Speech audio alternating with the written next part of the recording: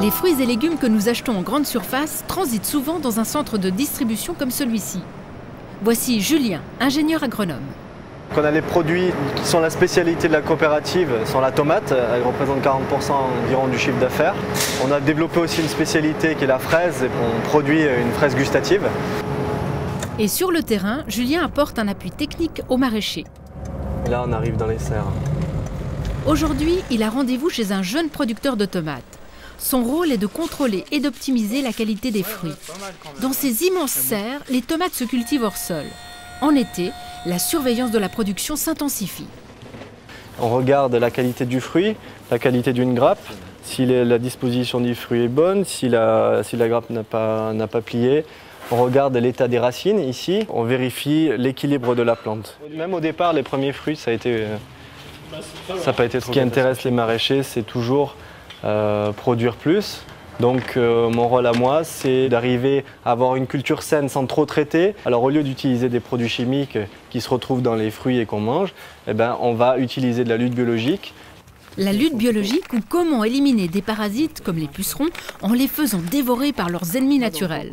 Julien utilise toutes ses connaissances pour garantir une culture proche de la nature et un meilleur rendement. T'as pas eu de signe de blotchy ou des choses comme ça? En fait, c'est un métier qui est passionnant. Donc, on est au milieu des plantes tout le temps. Déjà, ça, c'est une passion pour moi. Le deuxième aspect, c'est le contact avec les maraîchers. C'est vrai qu'on les accompagne de semaine en semaine et puis on les voit évoluer avec la culture.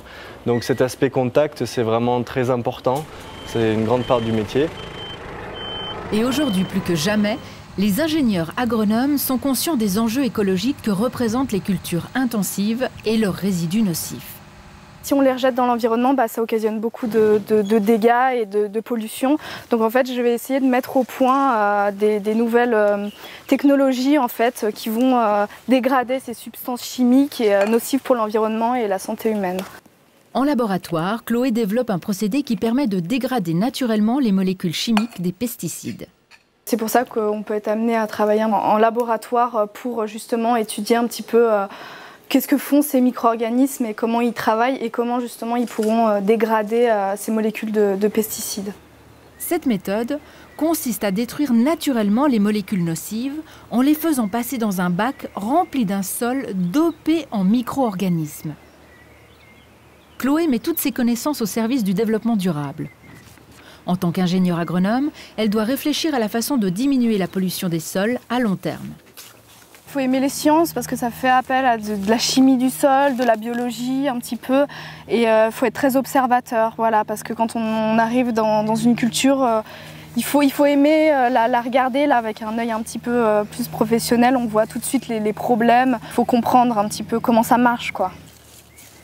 À la base, c'est plutôt un métier d'homme, mais je pense qu'il y a de plus en plus de femmes. Enfin, moi, je suis amenée à rencontrer de plus en plus de femmes qui sont dans ce domaine-là. Quand je vais chez un agriculteur, ça lui fait plaisir de voir que voilà, c'est pas un homme qui va arriver chez lui, ça change un petit peu, quoi. Un métier en prise directe avec la nature où il faut savoir comprendre et interpréter l'environnement. Un coup d'œil d'autant plus important lorsqu'il s'agit de culture biologique. Là, tous les produits chimiques sont bannis. Circuler sous les cerisiers, travers les cerisiers, ben voilà, nous sommes arrivés. Je fais du conseil auprès de notre arboriculteur Théo, qui a effectivement besoin des fois de reconnaissance des ravageurs et des maladies. Le puceron cendré, il peut anéantir une récolte, tellement ça prend là, c'est un problème. Nathanaël doit épauler l'agriculteur et proposer des solutions. Nous traitons avec des produits qui sont naturels, donc comme les argiles, comme le soufre, comme d'autres huiles. L'idée, c'est d'arriver à lutter contre ces ravageurs et ces maladies grâce à ces produits issus de l'agriculture biologique. Et enfin constater que les fruits sont sains et appétissants. On voit effectivement que la qualité gustative, la forme, l'aspect est très bon. Qu'est-ce que tu en penses, Théo? Une pomme qui est mûre, elle doit avoir une cavité pédonculaire bien formée. Dans mon job d'ingénieur agronome, ce qui me plaît, c'est la diversité du travail. C'est vrai que ce qui me passionne effectivement, c'est la botanique, c'est de travailler avec la nature. L'ingénieur agronome est un professionnel. Sur le terrain comme en laboratoire, il a une conscience aiguë du respect de l'environnement.